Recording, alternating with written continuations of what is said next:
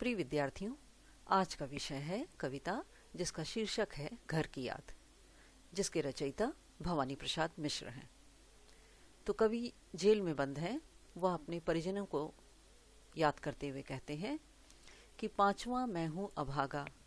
तो पिताजी जो अपने पुत्र को याद करके रो रहे होंगे, तो मैं उनका पांचवा पुत्र हूँ जो अत्यंत अभागा हूँ, और इसलिए अभागा क्योंकि आज मैं उनके साथ नहीं हूँ।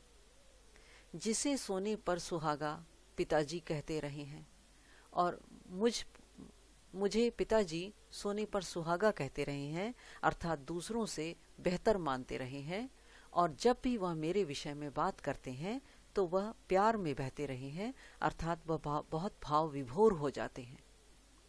तो पिताजी जब भी मेरे विषय में बात करते हैं तो भाव विभोर, भावों में बह जाते हैं, भाव विभोर हो जाते हैं।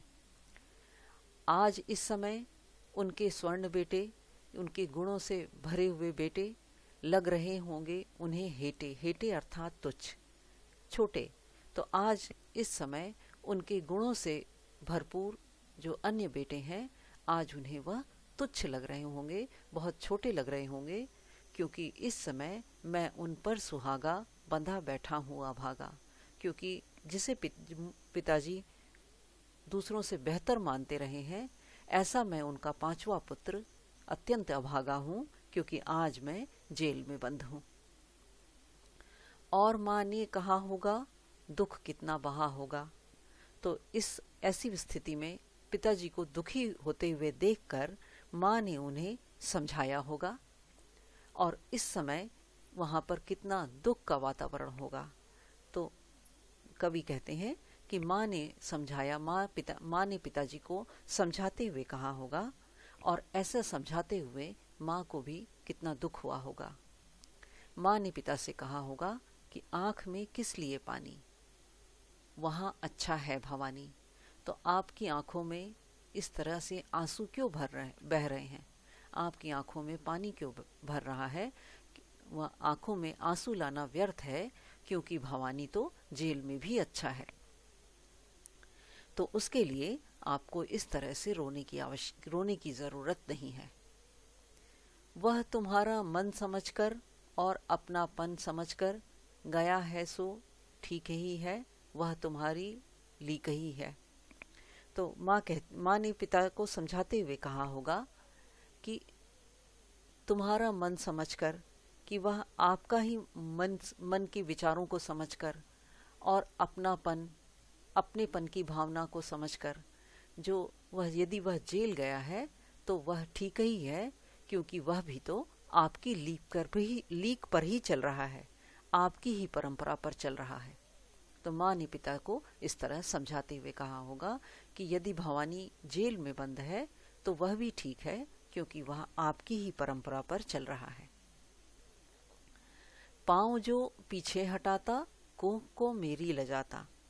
यदि वह देश की स्वतंत्रता के समय में, आज़ादी के लिए योगदान देने में, यदि वह अपने पैरों को पीछे हटा लेता तो वह मेरी कोख को भी लज्जित कर देता। तो इस तरह हो न कच्चे। तो आप इस तरह से अपने मन को कमज़ोर मत करिए, नहीं तो आपको रोता हुआ देखकर रो पड़ेंगे और बच्चे, और रोता हुआ देखकर अन्य बच्चे सभी रो पड़ेंगे। तो माँ ने इस तरह पिता को समझाया होगा। पिता ने कहा होगा हाय कितना सहा होगा, कहाँ मैं रोता कहाँ हूँ, धीर मैं खोता कहाँ हूँ। तो पिता ने कहा, तब माँ की बातों को सुनकर पिताजी कह रहे होंगे कि हाय कितना सहा होगा, कि वहाँ पर कितना कष्ट सहा होगा भवानी ने, लेकिन मैं उसके कष्टों पर कहाँ रोता हूँ, मैं रोता नहीं हूँ। और धैर्य मैं खोता कहाँ हूँ, मैं अपना धैर्य नहीं खोता हूँ। तो मैं भवानी के कष्टों पर नहीं रो रहा हूँ और अपना धैर्य नहीं खो रहा हूँ। हे सजीले हरे सावन, हे कि मेरे पुण्य पावन। तो कवि सावन को संबोधित करते हुए कहते हैं कि हे मेरे सजीले हरे भरे सावन, हे कि मेरे पुण्य पावन, जो तुम पवित्र हो, सावन अत्यंत पवित्रता से भरे हुए हो, तुम बरस लो, तुम खूब जल इस धरती पर बरसा लो। वे न बरसें, वे मेरे परिजन, मेरे माता पिता की आंखों से आंसू न बहने पाए। पांचवें को वे न तरसे, और मेरे माता पिता अपने पांचवें पुत्र के लिए न तरसने पाए, उनकी आंखों से आंसू न बहें। मैं मजे में हूँ सही है, घर नहीं हूँ बस यही है। मैं यहाँ पर जेल में बंद हूँ तो अत्यंत आनंद से हूँ, बस सबसे बड़ा दुख यह है कि घर नहीं हूँ, मैं अपने घर से दूर हूँ। यही दुख मेरे मन पर है। किंतु यह बस बड़ा बस है, इसी बस में सब विरस है। तो यह बस जो घर से दूर रहना, यही मेरे लिए अत्यंत कठिन समय है, और इस घर से दूर रहना ही मेरे, इसी वियोग में ही मेरा जीवन विरस है अर्थात अत्यंत दुखी है। तो मैं जो बस घर से दूर हूँ, यही मेरे लिए सबसे बड़ा दुख है, और इसी वियोग में मेरा जीवन अत्यंत दुखी है।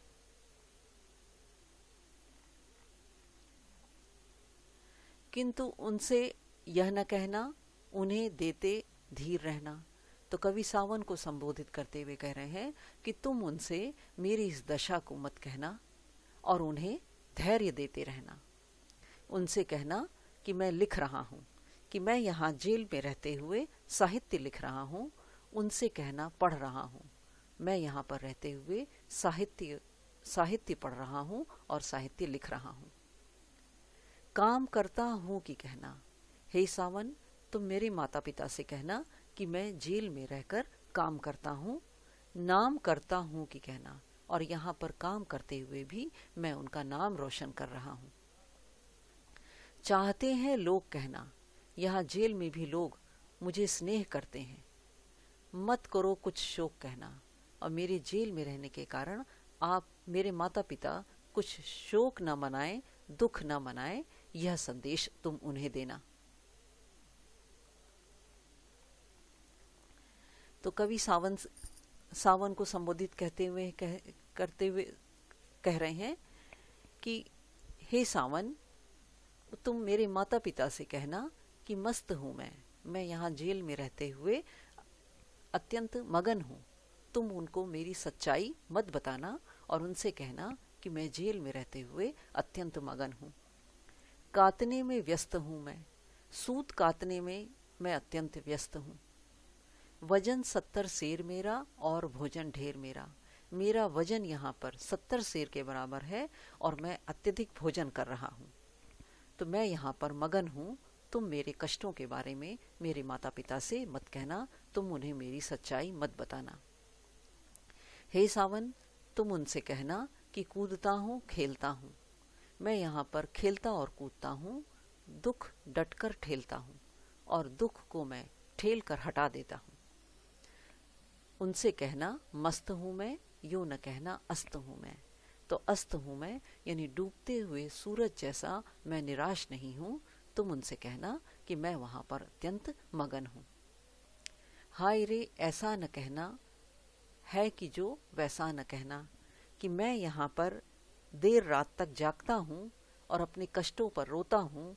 तुम उनसे, मेरे माता पिता से इस विषय में कुछ भी मत कहना।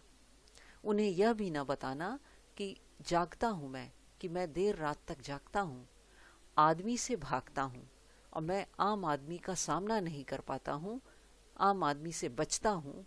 तुम मेरी यह दुर्दशा मेरे माता पिता से मत कहना। कह न देना मौन हूँ मैं, खुद न समझूं कौन हूँ मैं चिंता में हूँ, अत्यंत मौन हूँ और स्वयं को भी भूल रहा हूँ। यह बात तुम मेरे माता पिता से मत कहना। देखना कुछ बक न देना, उन्हें कोई शक न देना। तो हे सावन, तुम उनके सामने कुछ भी बोल मत देना और अपनी बातों से मेरे माता पिता के मन में कोई शक पैदा मत करना। हे सजीले हरे सावन, हे कि मेरे पुण्य पावन, हे मेरे हरे भरे सजे हुए सावन, तुम अत्यंत पुण्य कार्य करने वाले हो, पवित्र हो। तुम बरस लो, तुम जम कर इस धरती पर बरसात कर दो, लेकिन वे न बरसे, मेरे माता पिता की आंखों से आंसू न गिरने पाए। पांचवें को वे न तरसें, और मुझ पांचवें पुत्र को याद करके उनकी आंखों से आंसू न बहने पाए, वे पांचवें पुत्र को के लिए न तरसने पाए, मेरी याद उन्हें न आए। तो हे सावन, तुम मेरे माता पिता को यह संदेश देना कि मेरे मुझ पांचवें पुत्र के लिए मेरी माता पिता की आंखों से आंसू न बहने पाए। तो यह था भावार्थ। कविता में अनेक मुहावरों का प्रयोग है, जैसे सोने पर सुहागा, लीक पर चलना, कोंख लजाना। यहाँ पर ये अनेक मुहावरे प्रयुक्त हैं। फिर इसके साथ साथ बस और बस, ये शब्द 2 बार प्रयुक्त है। इन दोनों का अर्थ अलग अलग है, तो यहाँ पर यमक अलंकार है। इसके साथ साथ सावन का मानवीकरण है, और कहना शब्द की मानवीकरण, सावन का मानवीकरण होने के कारण यहाँ मानवीकरण अलंकार है। कहना शब्द की आवृत्ति से भावों की गहराई व्यक्त हो रही है, भाव व्यक्त हो रहे हैं। अस्त होना, डट कर ठेलना, यह सब मुहावरे का प्रयोग है। साथ ही साथ ये कवि अपने मन के दुख को, जेल में बंद रहते हुए अपने मन की पीड़ा को व्यक्त कर रहे हैं। तो यह था शिल्प सौंदर्य तथा भावार्थ। आशा है आपको अच्छी तरह समझ में आ गया होगा। तो आज के लिए इतना ही। धन्यवाद।